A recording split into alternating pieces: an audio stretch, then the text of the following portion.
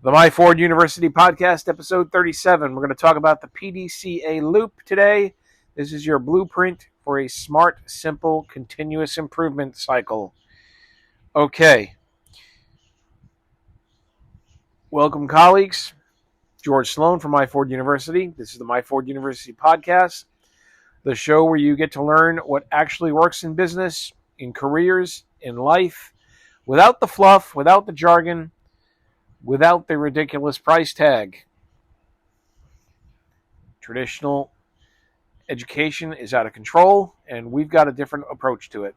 So today we're talking about a deceptively simple tool that could permanently change how you solve problems, improve systems, or run your business or team. It is called the PDCA loop. It stands for Plan, Do, Check, Act. And if you learn how to use it properly, it becomes a go-to framework for everything from fixing broken processes to launching new products to improving your own personal habits. So with that, let's break it down. Of course, you want to know, what is the PDCA loop? Well, the PDCA loop is a 4-step continuous improvement model. When you get into process improvement, it's always continuous. It's always a loop, folks. And it stands for Plan, which means that you're going to identify a problem or an opportunity and make a plan to improve. Do, you're going to test your plan on a small scale. Check, you're going to measure the results and analyze the outcome. And finally, act, you're going to standardize what works, adjust what doesn't, and repeat. It's often called the Deming cycle, after Dr. W. Edwards Deming, the guy who helped transform Japan's manufacturing systems after World War II. Toyota, you might have heard about this, uses these principles and others. But it actually goes back even further to Walter Schroedhart, the father of statistical quality control. Now, don't worry, we're not going to get too deep into statistics to use this, but it is part of the foundation of it. The bottom line on this thing, this model has decades of proven use in business operations and process improvement. It still works today in any industry with any team or any project. All right, get right to it. Why it matters. I mean, here's the truth, folks. Most people don't solve problems. They patch symptoms. I've talked about this before. I've said to people, you're telling me the what. You need to tell me the why. Don't just tell me what the symptom is. Tell me what the root cause is, and then we'll attack that. I don't want to put a Band-Aid on this thing. I want to do the surgery and cut out the problem and solve the problem once and for all. So a lot of people, they will jump from a problem to a solution and move on. No diagnosis, no testing, no checking, no learning. Remember, we've talked about root cause analysis, and this is really where it comes in and shines. So,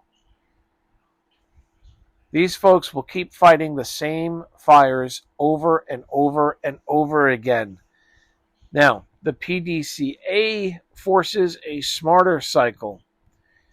It wants you and forces you to think before you act, to test before you scale, to learn before you repeat, and improve before you standardize.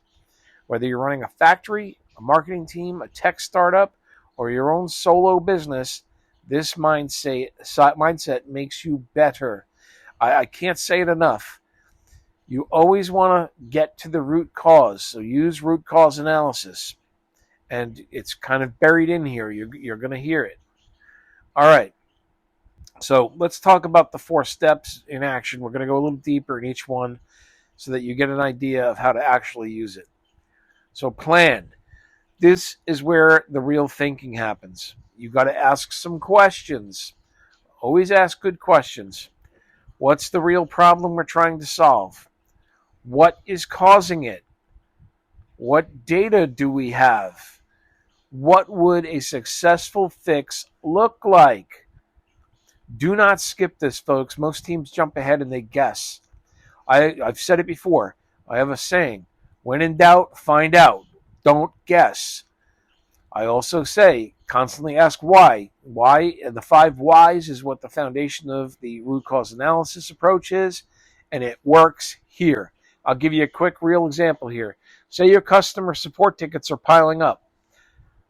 Don't assume that the fix is hiring more people. Dig into the data. Maybe it's a broken onboarding process or you're missing help documentation. Your plan is to test a new service, frequently asked questions, FAQ, to reduce ticket volume by 20%. Okay. Don't just say, oh, we'll just throw more money at it. Oh, we'll just throw more people at it. No. Dig in to find out what it is.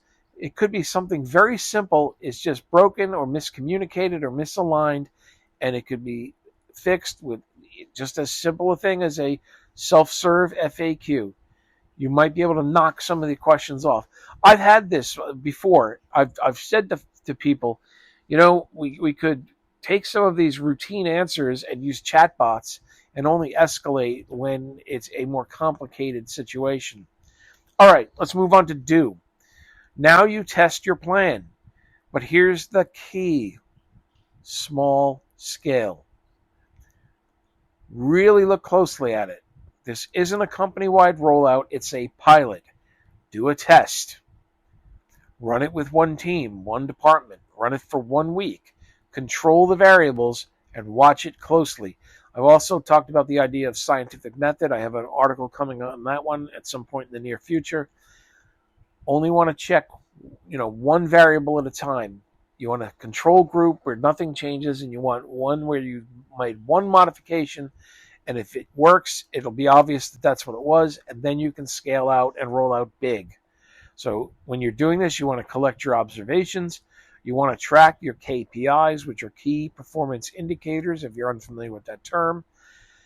And don't forget to write down what happens. So back to our example. You launch the new FAQ for 2 weeks. You direct customers to it. You track how many tickets drop or not drop, but you're hoping that they do drop, and what kind of feedback you get. Now let's move on to check. Now comes the reality check. Did your test work? Compare the actual results to your expected outcome. Analyze it. Don't just look at the surface, and you see some little wins. Look a little deeper. Check for side effects. Don't forget the law of unintended consequences, folks. I've seen that. You want to check for hidden costs or, again, unintended consequences. Ask yourself, did we hit the goal? Did anything break or get or worse? You don't want to go backwards, and if you do, you got to check out and find out why. And you want to ask the question, what did we learn? As a project manager, we sometimes talk about the idea of doing postmortems after the facts. And what we are trying to accomplish is get what's called the key learnings. What worked, what didn't work, what can we improve for the next time? Okay, back to our example. Tickets dropped by 22%. Boom. But you notice people are still confused about the billing. That needs another fix. So you've gotten an incremental improvement, and you want to go and test something to get the next incremental improvement. But now that you have the data, not guesses, you've got gold, because now you can really zone in on it. Okay, you want to act. This is the final step. You make a decision based on what you've learned. If it worked, then standardize it. Train the rest of your team. Update your processes. Scale the solution. If it didn't work, I think you can guess. You make adjustments. You try again, and you go through the loop once more with better insight.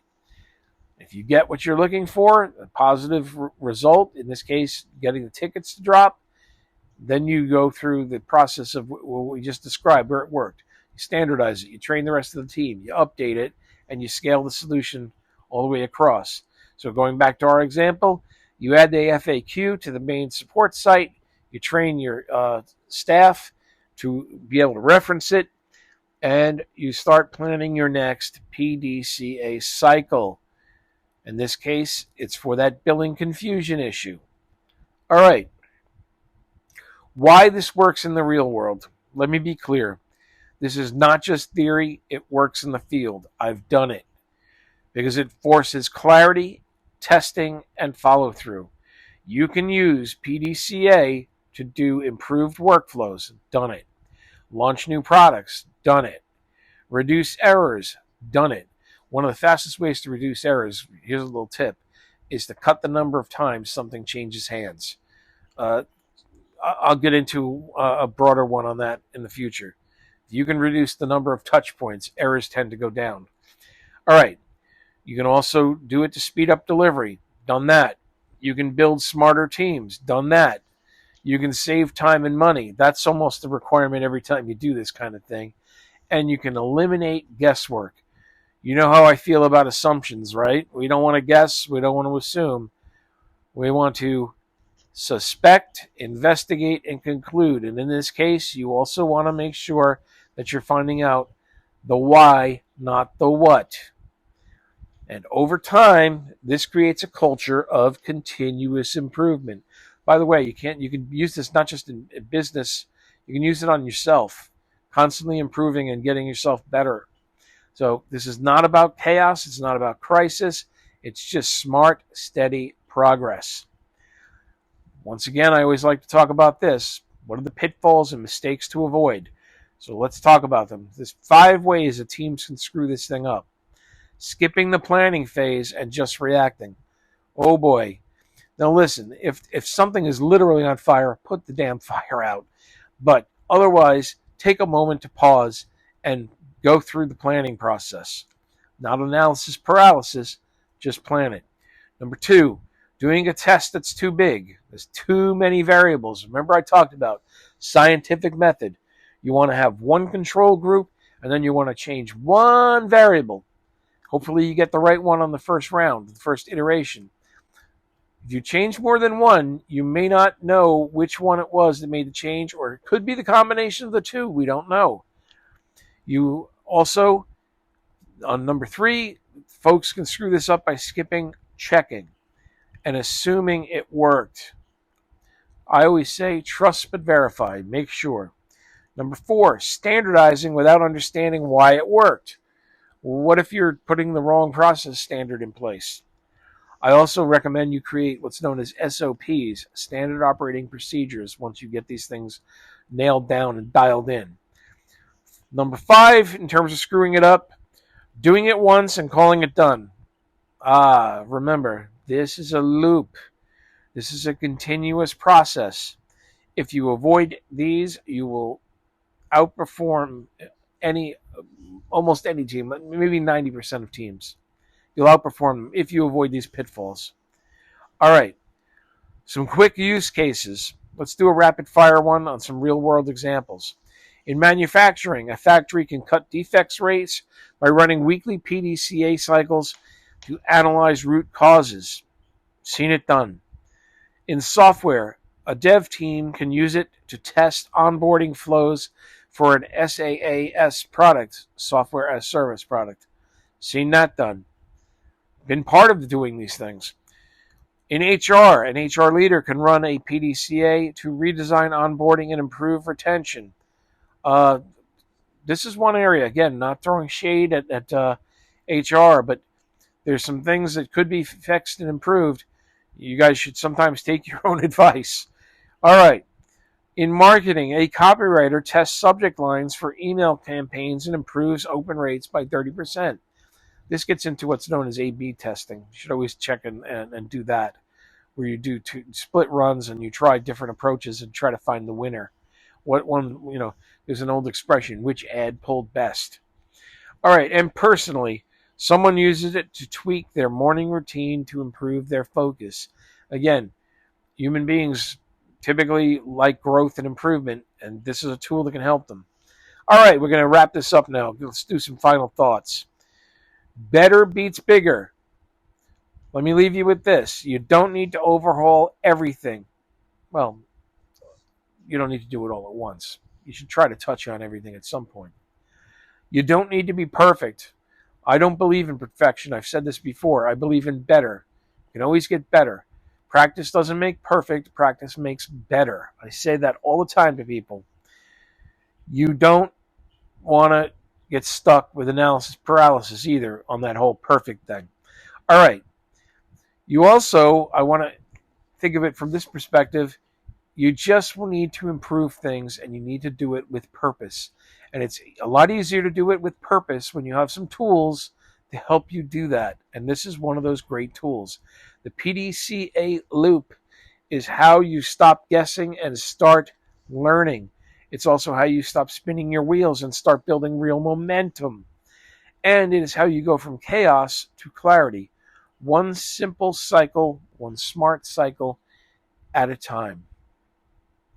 Okay.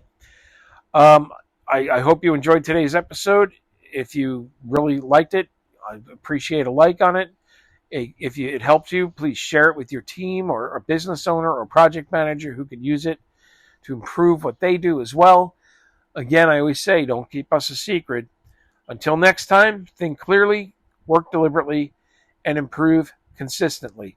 That's the MYFORD University way, where you can learn it fast and apply it faster. Thank you.